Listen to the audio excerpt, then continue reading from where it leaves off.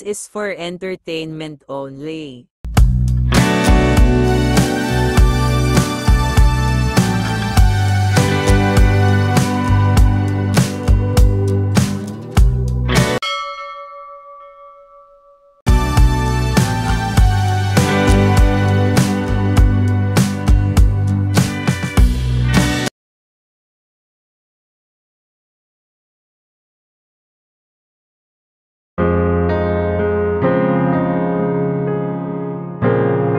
Aries.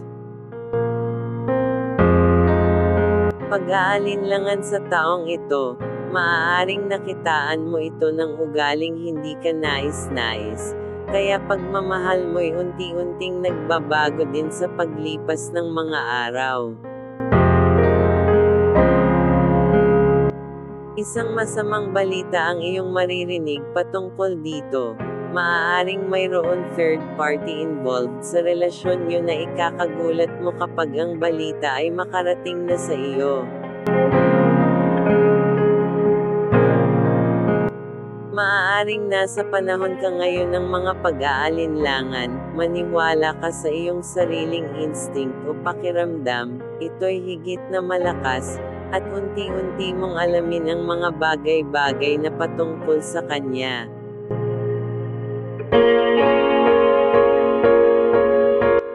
Hihiling ka ng panahon at oras para magkasama kayo ng buo mong mag-anak, magkasiyahan at magkabonding. Gusto mo ng panahon para alamin ang totoong nilalaman ng puso nito sa inyo bilang isang pamilya.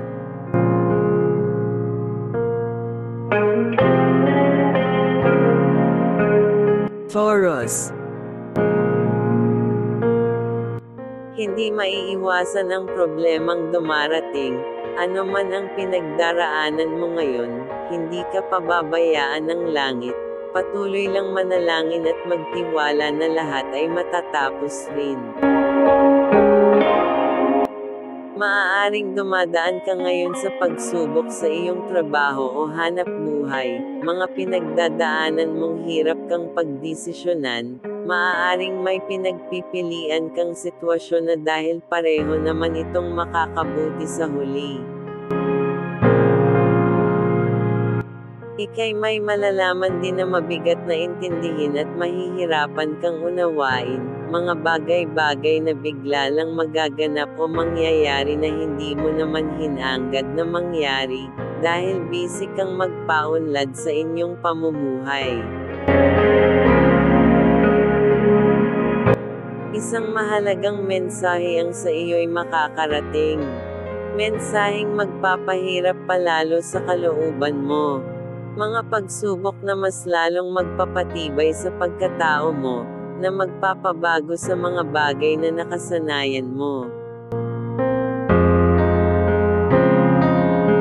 Gemini. Maaaring may pinaoobliga sa iyo ngayon ang iyong pamilya, isang okasyon na paghahandaan nyo, maaaring isa ito sa magulang nyo o sa kamag-anak mo, katulad ng pamangkin mo. Dahil ang alam nila ikaw lamang ang may kakayahan sa buhay. Ngunit hindi nila alam ang totoong storya ng buhay mo dahil ang alam lang nila ay yung mga pinakikita mo o mga nakikita nila sa iyo. Hindi nila alam ang totoong nagaganap sa buhay mo, kung gaano ka nahihirapan financially.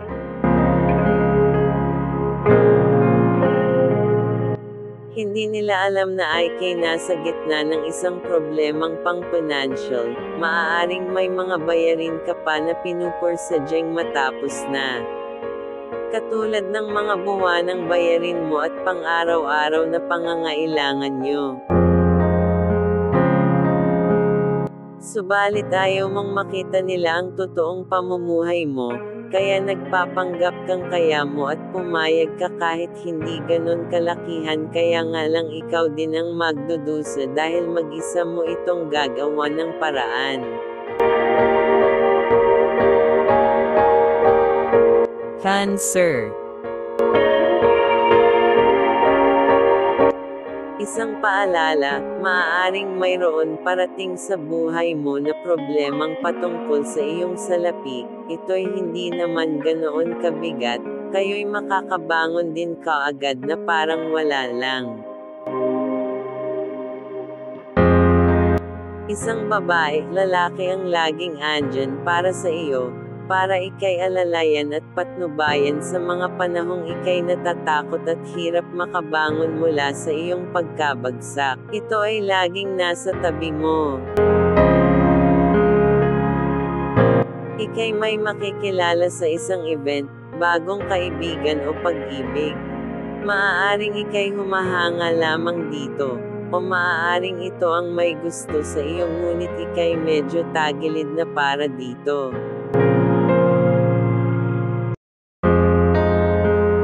Ang iyong kalusugan ay manunumbalik na, sisiglang muli mula sa sakit, maaaring sipon o ubo lamang ito, hindi naman ganoon kalala, kaya naman mabilis lang sa iyo ang makarecover. Leo.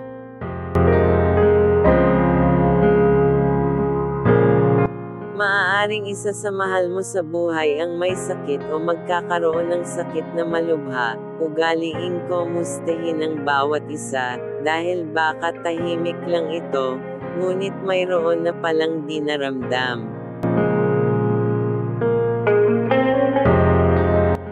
Isang tao ang magbabalita sa iyo patungkol dito. Maaaring itinago ito sa iyo ng matagal na panahon. Dahil sa takot na mas lalo siyang maging alalahanin mo at alam niyang wala kayong sapat na pagkukuhanan para sa mga gagastusin. Magbago man ang lahat patungkol sa iyong pananalapi, basta't alam mong ginawa mo naman ang lahat para makatulong at hindi mo ito pagsisihan sa huli, dahil ang pagsubok ay talagang binibigay para ikay mas lalong tumibay. Ikay, humaharap sa isang sitwasyon na hindi mo alam kung hanggang saan ang maaabot ng iyong kakayahan at kalakasan dahil ang isipan mo'y matagal ng pagod sa lahat ng bagay, ngunit ang iyong pananalig ang sa iyo'y magpapatibay.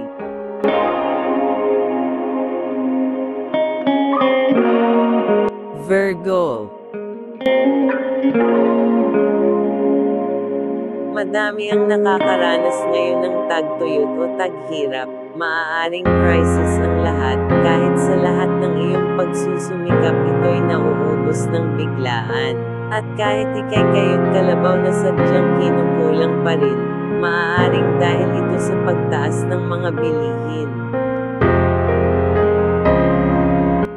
Kaya ikay labis na nangangamba sa bawat araw na lumilipas kung ang iyong salapi ay sasapat pa rin. Kailangan mo ng mas malawak na diskarte sa buhay kung saan ikay makakasabay sa pag-angat o pag-unlad ng iba.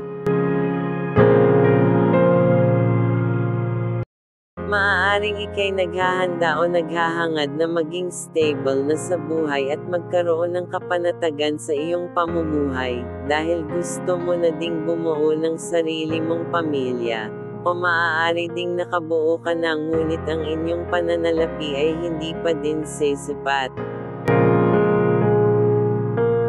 Maging ito ay hindi nyo rin mapagkaunawaan na dalawa dahil maaaring may mga bagay kang gustong tuparin para sa kanya ngunit yun panahon mo para sa kanya ay limitado na. Kukulang ka na sa oras para sa atensyon niya.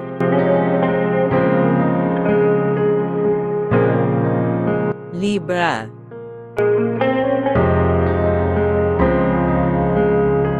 Ang mga bayarin ngayon ay sadyang common na, sa makatuwid hindi na ito bago sa lahat, dahil ang bayarin habang tumatagal lalong nadadagdagan lalo na kung ang kinikita mo'y tumataas din. Mayroon mang dumating na bill sa inyo, ito'y hindi muna ikakagulat pa. Malamang ang iyong ikakabigla ay kung magkano ang halaga na ito o mga nagastos na sa hindi mo inaasahang pagkakataon. Dahil dito maaaring mahihirapan kang mag-adjust para makabayad agad. Maaaring may kapartner ka ding mahilig mag-order online kaya naman yung gigil mo'y parang lilitaw. Maaaring may order ito na ikaw ang andyan para ito'y mabayaran o kaya naman nalaman mo lamang ito noong ika'y magtanong sa kanya. Yung order na ito ay para din sa inyong mag-anak, gagamitin sa isang okasyon o event. Ngunit para sa iyo ito'y kalabisan na, at nag-iisip ka kung may naitatabi pa ba bukod sa pang-araw-araw niyong gastusin. Scorpio.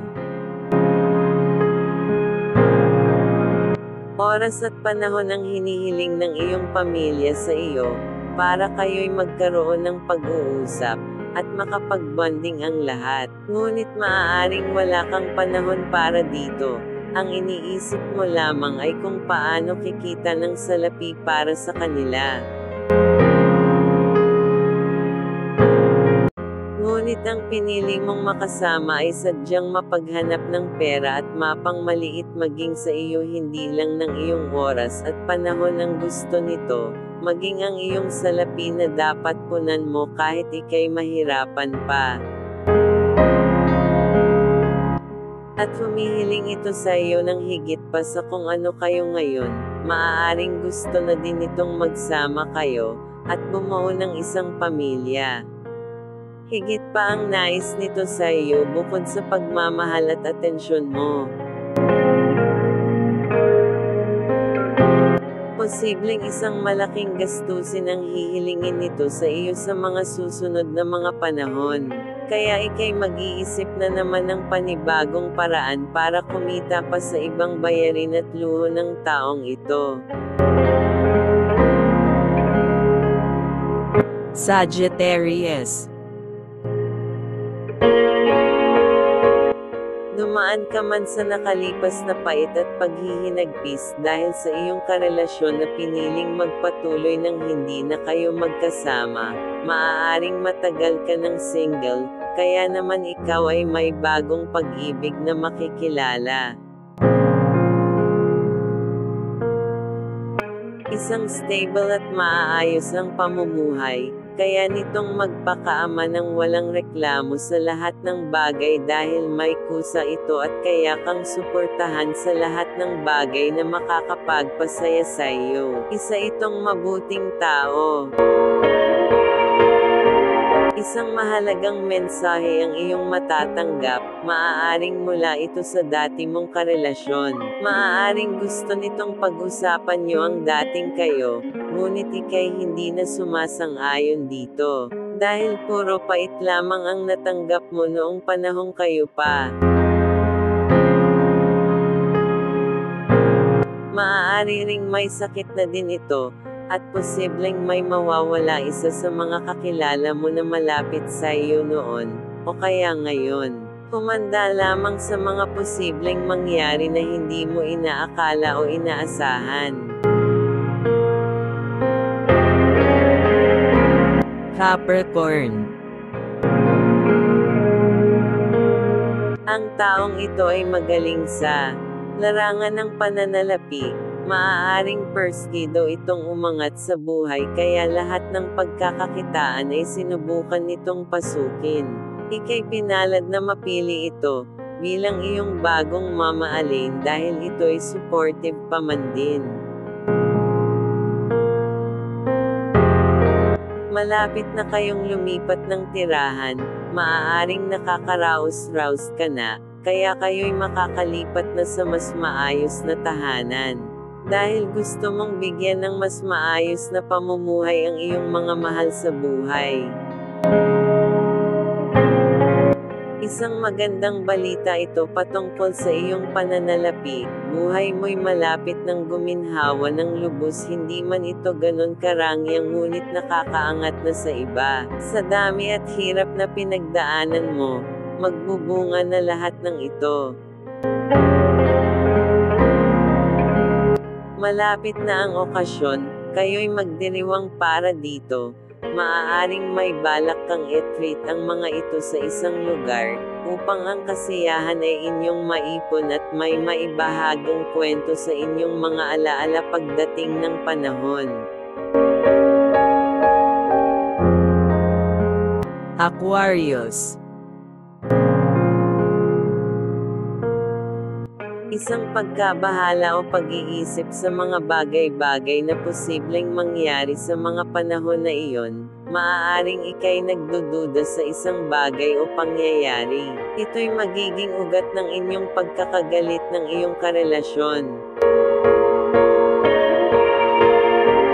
Maaaring malaki ang posibilidad na mayroon itong ginawang hindi maganda sa mga panahong wala ka sa tabi niya, dahil ang pagdududa mo'y mapapatunayan mo na.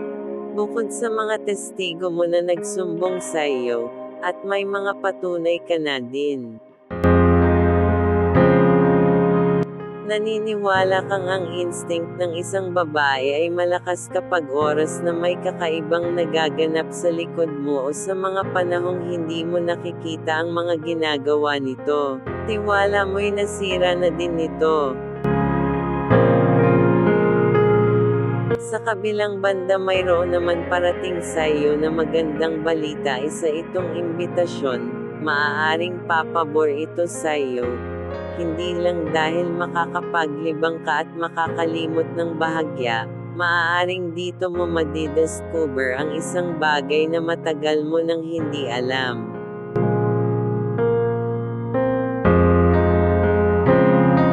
Pisces. Ang kalusugan mo'y stable naman, ikaw ay nasa maayos na lagay, malakas at wala nang iniindang sakit. Maaaring matatapos na rin ang iyong mga alalahanin patungkol sa kalusugan. Bumubuti na ang lahat. Ngunit may isang tao ang magpapasakit sa iyo ng ulo. Maaaring isang sitwasyon na hindi mo hinahangad ang kasamaan para dito, ngunit ang iniisip nito'y pangit patungkol sa iyo. Hindi kayo nagkakatugma sa mga hangarin niyo.